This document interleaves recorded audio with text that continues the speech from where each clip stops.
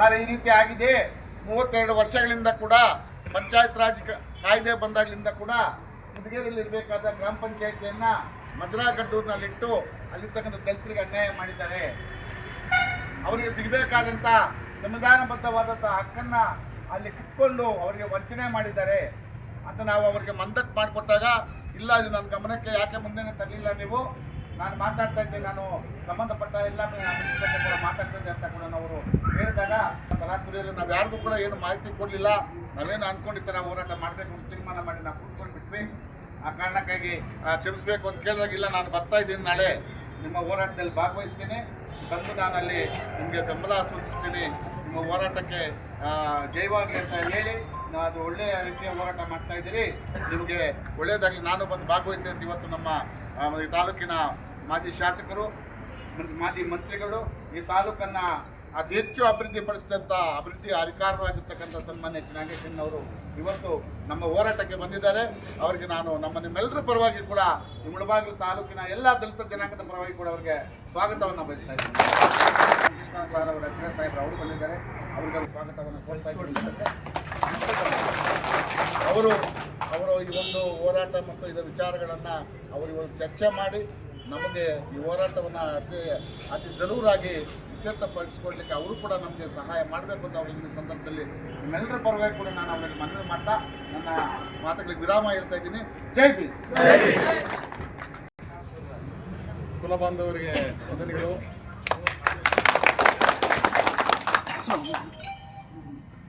ನಾನು MLA ಆದಾಗ ನಿಮ್ಮ ಗ್ರಾಮನ ದತ್ತು ತಗೋತೀನಿ ಅಂತ ಹೇಳಿದ್ದೆ. ನಾನು ಮುಂದುವರೆದಿದ್ರೆ ಅದು ಕಂಟಿನ್ಯೂ ಆಗಿರೋದು ಆಗಲಿಲ್ಲ. ಆದರೂ ನಾನು ನಿಮ್ಮ ಜೊತೆಗಿದ್ದೀನಿ. ಕಷ್ಟ ಸುಖಗಳಿಗೆ ನಾನು ಮಾತಾಡಿ ನಮ್ಮೂರೇ ಯಾಕಂದರೆ ಎಲ್ಲ 100ಕ್ಕೆ 100 ನಮ್ಮ ಜನ ಇರೋದಲ್ಲಿ ನಮಗೆ ನ್ಯಾಯ ಬೇಕು ಅಂತ ನೀವು ಹೋರಾಡ್ತಾ ಇದ್ದೀರಿ. ಆದರೆ ಈಗ ನನಗೆ ಗೊತ್ತಿರೋ ಮಾಹಿತಿ ಪ್ರಕಾರ 1993ರಲ್ಲಿ ಗೆಜೆಟ್ ಆಗಿದೆ. ಮುದಗೆರೆ ಮಜರಾಗಡ್ಡೂರು ಅಂತ ಆಗಿದೆ 93ರಲ್ಲಿ. ಅಲ್ಲಿಂದ ಇಲ್ಲಿವರೆಗೂ ನಿರಂತರವಾಗಿ ನಡ್ಕೊಂಡ್ಬಂದಿದೆ. ನಾನು ಅಲ್ಲಿ ಮೀಟಿಂಗ್ ಮಾಡಿದ್ದೀನಿ ಆಫೀಸಲ್ಲಿ, ಪಂಚಾಯತ್ ಆಫೀಸಲ್ಲಿ 2-3 ಸಾರಿ. ಆಮೇಲೆ ಒಂದು ಸ್ಥಳಾಂತರ ಮಾಡಬೇಕು, ಇರೋದು ಸರಿಯಿಲ್ಲ ಬಿಲ್ಡಿಂಗು ಅಂತ ಹೇಳಿದಾಗ ಆ ಬಿಲ್ಡಿಂಗ್ ಭಾಳ ಸಿದ್ಧವಾಗಿತ್ತು, ಹಾಳಾಗೋಗ್ಬಿಟ್ಟಿದೆ. ಹೊಸದಾಗಿ ಕಟ್ಬಿಡೋಣ ಅಂತ ಅಂದ್ಬಿಟ್ಟು ಒಂದು ದುಡ್ಡು ಪೂಜೆ ನಾನು ಮಾಡಿದೆ. ಇಲ್ಲಿ ಮುದಗೆರೆ ಅದಕ್ಕೆ ಮಧ್ಯ 500 ಮೀಟ್ರ್ ಏನೋ ಇದೆ, ಅದು ಮತ್ತೆ ಫಾರೆಸ್ಟ್ ಆಫೀಸ್ ಅಲ್ಲಿ ಮಾಡಿದೆ. ಅವಾಗ ಚೇರ್ಮನ್ ಇದ್ರು ಲೇಡಿ, ಯಾರು ಅದು ಭಾರತಿ, ನಾವು ಅವ್ರ ಕೈಲೇ ಪೂಜೆ ಮಾಡಿಸಿ ನಾವೆಲ್ಲ ಒಟ್ಟಿಗೆ ಅಲ್ಲಿ ಪೂಜೆ ಮಾಡಿ ಹಂಗೆ ಮುಂದುವರೆದು. ಅವಾಗೇನು ಯಾರ್ದು ಆಕ್ಷೇಪಣೆ ಇರಲಿಲ್ಲ. ಈಗ ನಾನು ಏನೋ ಮಾಡ್ತಾರೆ ಸಾಹೇಬರು, ಕೆಲಸಗಳು ಮಾಡ್ತಾಯಿದ್ದಾರೆ, ಒಳ್ಳೇದು ಮಾಡ್ತಾರೆ ಅಂತ ಸುಮ್ಮನೆ ಯಾರೂ ಚಕಾರಿತಿರಲಿಲ್ಲ ಅವಾಗ. ಈಗ ಇದು ಸಮಸ್ಯೆ ಉದ್ಭವ ಆಗಿದೆ. ಈಗ ನೀವು ಇಲ್ಲಿ ಮೊದಲೇ ಚರ್ಚೆ ಮಾಡಿದ್ರೆ ನಂತರ ಇಷ್ಟೊತ್ತಿಗೆ ಏನಾದರೂ ಒಂದು ಇತ್ಯರ್ಥ ಮಾಡೋವಂಥ ಒಂದು ಇದು ಸಿಗ್ಬೋದಾಗಿತ್ತು, ಪರಿಹಾರ. ಬಟ್ ಈಗಲೂ ಪರಿಹಾರ ನಾವು ಮಾಡಲೇಬೇಕು, ಅದನ್ನು ಇತ್ಯರ್ಥ ಮಾಡಲೇಬೇಕು. ಇದೊಂದು ಸಮಯ. ನೀವು 11 ದಿವಸದಿಂದ ಕುತ್ಕೊಂಡು ನಾನು ಮೀಡಿಯಾದಲ್ಲಿ ನೋಡಿದೆ, DC ಬಂದಿದ್ದು, ಆಮೇಲೆ ನಿಮ್ಮ ಇವರು MLA ಅವರು ಬಂದಿದ್ದು ಎಲ್ಲ ನಾನು ನೋಡಿದೆ. ಇಲ್ಲಿ ಇಷ್ಟೊಂದು ಸಮಸ್ಯೆ ಇದೆ ಇಲ್ಲಿ ಅಂತ. ನಾನಿದ್ದಾಗ ಇಷ್ಟೊಂದು ಧರಣಿಗಳು ಅವು ಇವಕ್ಕೆ ಅವಕಾಶ ಇರಲಿಲ್ಲ. ನಾನು ನೇರವಾಗಿ ಹೇಳ್ತಾ ಇದ್ದೆ. ನಮ್ಮ ಸಂಸ್ಥೆಗೆ ವಿಜಯಕುಮಾರ್ ಒಂದು ಸರಿ ಹೇಳಿದೆ, ನಾನು ಯಾರಂತ ತಿಳ್ಕೊಂಡಿದ್ದೆ, ನೀನು DSS ನಾನು DSS, ಏನೋ ನೀನು ಸುಮ್ಮನೆ ಅವೆಲ್ಲ ಮಾಡ್ಕೊಬೇಡಿ, ಏನಿದೆ ನಾ ಥರ ಬಾ, ಈ ಧರಣಿಗಳು ಅವು ಇವು ಮಾಡಬೇಡ ಅಂತ. ಬಟ್ ನೀವು ಮಾಡೋದ್ರಲ್ಲಿ ಏನೋ ಒಂದು ಅರ್ಥ ಇದೆ. ಇದು ಮುದಗೆರೆಗೆ ಒಂದು ಪಂಚಾಯಿತಿ ನಾವು ತರಬೇಕು, ವರ್ಗಾವಣೆ ಮಾಡಬೇಕು, ಅಲ್ಲಿಂದ ಶಿಫ್ಟ್ ಮಾಡಬೇಕು ಅಂತ. ಈಗ ದೊಡ್ಡ ಪಂಚಾಯಿತಿ ಇಲ್ಲಿ ನಮ್ಮ ಮುಳಬಾಗಿಲು ಕ್ಷೇತ್ರದಲ್ಲಿ 24 ಮೆಂಬರ್ಸ್ ಇದ್ದಾರಲ್ಲ,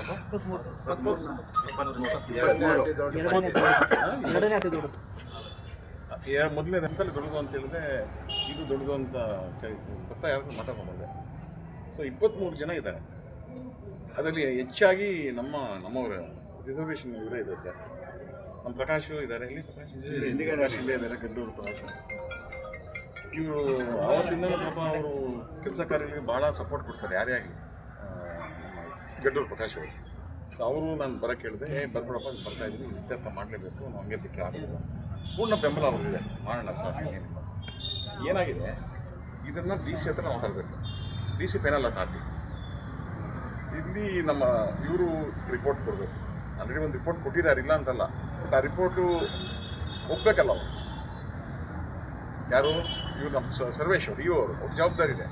ಅವ್ರು ಕೊಡಬೇಕಾದ್ರೆ ಗ್ರಾಮಸ್ಥರ ಎಲ್ಲ ಗ್ರಾಮಸ್ಥರ ಒಂದು ಅಭಿಪ್ರಾಯ ತಗೋಬೇಕು.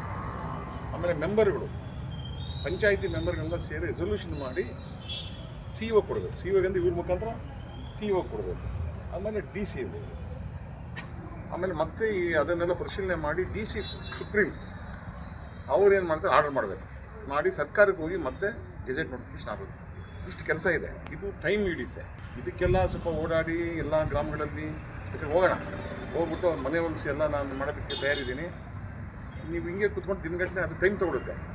ಇದು ಕುತ್ಕೊಂಡು ಕಾಲ ಕಳೆ ಬದಲು ಅಲ್ಲಿ ಹೋಗಿ ಜನಗಳ ಹತ್ರ ಮಾತಾಡಿ ಅವ್ರ ಅಭಿಪ್ರಾಯ ತಿಳ್ಕೊಂಡು ಸದ್ಯಕ್ಕೆ ತಾತ್ಕಾಲಿಕವಾಗಿ ಇದನ್ನು ನಿಲ್ಲಿಸಿ ಒಂದು ನಿಮ್ಮದೇನಿದೆ ಹೋರಾಟ ಅನಿರ್ದಿಷ್ಟ ಅಂತ ಮಾಡೋದ್ರ ಬದಲು ಇವತ್ತಿಗೆ ಕೊನೆ ಮಾಡೋಣ ಅಂತ ನನ್ನ ಅಭಿಪ್ರಾಯ. ಯಾಕಂದ್ರೆ ನನ್ನ ಮೇಲೆ ನಂಬಿಕೆ ನಿಮಗಿದ್ದರೆ ನೋಡಿ, ನಾನು ಹೇಳಿದ ಮಾತು ತಪ್ಪಲ್ಲ.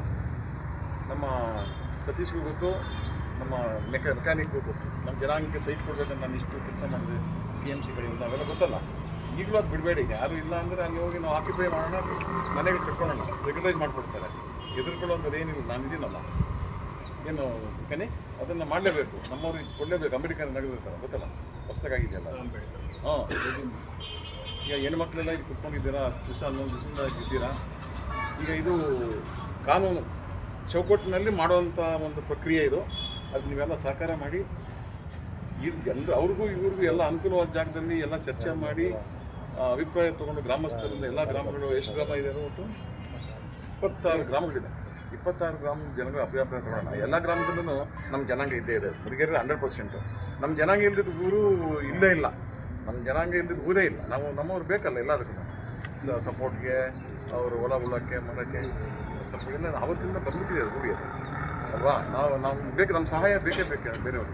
ಹಾಗಾಗಿ ನಮ್ಮನ್ನೇನು ಅವರು ಈ ವಿಷಯದಲ್ಲಿ ಸಪೋರ್ಟ್ ಮಾಡ್ತಾರೆ ಅಂತ ನನ್ನ ನಂಬಿಕೆ ಇದೆ. ಯಾಕೆ ಅವ್ರು ಬೇರೆ ಅಲ್ಲ, ನಾವು ಬೇರೆ ಅಲ್ಲ. ನನ್ನ ವಿಷಯದಲ್ಲಂತೂ